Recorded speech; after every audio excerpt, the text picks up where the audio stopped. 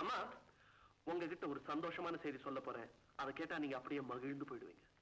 நீ கல்யாணம் பண்ணிக்க சம்மதம்னு சொல்ல போறியா? ஓ எஸ். என் கல்யாணம் மட்டும் என்ன என்ன போயிடுப்போது? என்ன விரும்புற பொண்ணு கிடைக்காமல போயிடுவா? அது இருக்கட்டும். அதுக்கு முன்னாடி முரளியோட கல்யாணம் தான் நடக்கணும். அவன் தான் எதையுமே பிடி கொடுத்து பேச மாட்டேங்கிறானே. என்கிட்ட பேசிட்டான், கல்யாணத்துக்கும் சம்மதிச்சிட்டான். இனிமே நம்ம வாடா மாப்பிள. ஏன் முரளி, நிஜமாவா? அப்போ பெண் பார்க்க ஏற்பாடு பண்ணலாமா? பொண்ணெல்லாம் பார்த்தாச்சு. ஏண்டா முரளி, பெண் பார்த்துட்டியா? யாரவா? பேர் பத்மா. இவங்க 2 பேருக்குள்ள காதல் மலர்ந்து வளர்ந்து கனிஞ்சிருச்சு. உங்களுக்கு கேட்காம இந்த முடிவு எடுத்ததுக்கு என்ன மன்னிச்சிடுங்க. இதுக்கு மன்னிப்பு ஏண்டா? உங்க 2 மனசும் ஒத்து போனா அதுவே போதும். ஆமா, உங்களுக்குள்ள முடிவெடுத்தா போதுமா? அந்த பெண்ணை பெற்றவங்களை கேட்க வேண்டாம்? ஆட போங்கம்மா, நீங்க ஒண்ணு. முரளிக்கு பொண்ணு கொடுக்க அவங்க புண்ணியம் பண்ணி இருக்கணுமா? இந்த மாப்பிளைக்கு என்ன குறைச்சல்? அந்தஸ்து, ஆஸ்தி, காரு, பங்களா. சரி, முறைப்படி பெண் கேட்க போக வேணாம்? பிரபு, நல்ல நாளா பார்த்து நீயும் நானும் பெண் கேட்க போவோம். நான் பின்ன முரளிக்கு அடுத்தபடி நீதானே இந்த வீட்டுக்கு ஆண் பிள்ளை. எஸ்.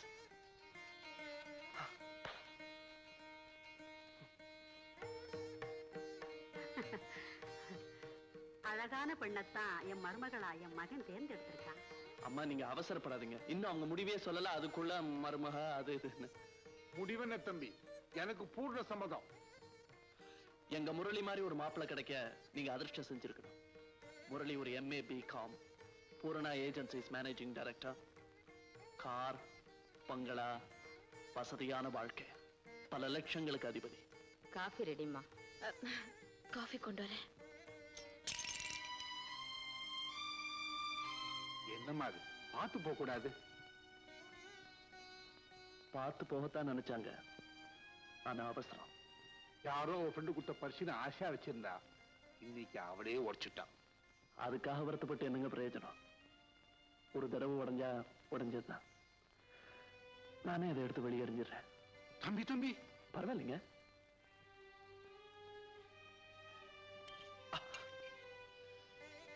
கையில குத்திருச்சா?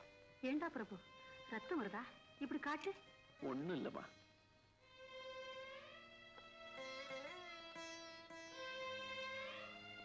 எனக்கும் காஃபி. சுபகாரியம் பேசும்போது ஏதாவது உடைஞ்சிட்டா திருஷ்டி போயிடுச்சும்பாங்க. இனிமே யாரோட கண் திருஷ்டியும் உங்க மேல படாது. ஏண்டா பிரபு, வலிக்கல? அடிபட்டா அதையே நினைச்சிட்டு இருந்தா வலிக்கும். அதை மறந்து போயிட்டா, மறக்கிறதுக்கு தான் இந்த உலகத்துல எத்தனையோ விஷயங்கள் இருக்க, வலியே தெரியாது. என்னங்க, உங்க பொண்ணு இன்னும் சம்மதம்? பத்மா, உன் வாயால நீயே சரின்னு சொல்லுமா.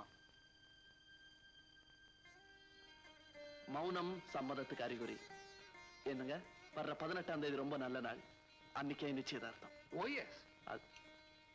நல்ல நாள்ல நிச்சயதார்த்தம் ஜாம் ஜாம் முடிஞ்சு போச்சு. அன்னபூர்ணியம்மா, ஜூன் மாசம் 7ஆம் தேதி நல்ல முகூர்த்த நாள். அன்னைக்கே கல்யாணத்தை முடிச்சிருவோம்.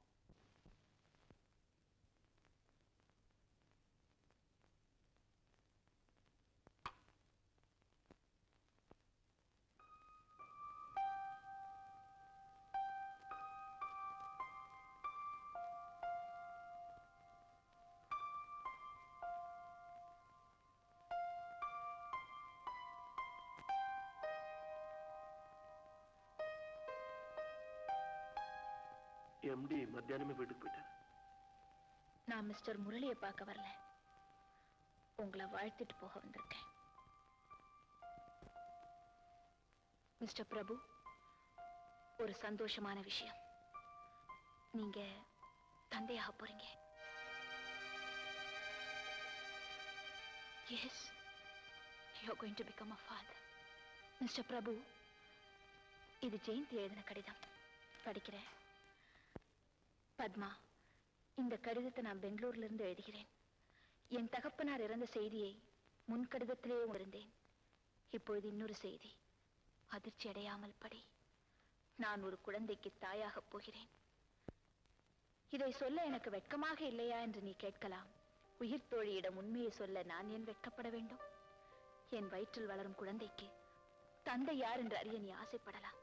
ஆனால் ஒரு நல்லவரை களங்கப்படுத்த நான் விரும்பவில்லை. இந்த உண்மை என்னோடு மடியட்டும். ஒரு உயிரை சுமந்து கொண்டு ஊரில் இருக்கவும், தெரிந்தவர்களை முகமெடுத்து பார்க்கவும் என் உடல் மட்டுமல்ல, மனமும் கூசுகிறது. பத்மா, ஓகே, நான் எதையும் மறைக்க விரும்பல. எதையும் சொல்லவும் தேவையில்லை. அன்னைக்கு நீங்க ஜெயந்திக்கு எழுதி வச்ச கடிதத்தை முதல்ல நான் தான் படிச்சேன். அது அவளுக்கே தெரியாது. அன்னைக்கு என் இதயத்துல வீசின புயல்லதான் என் வாழ்க்கையே திசமா. Mister Prabhu, love is a cheap entertainment for you, not for me.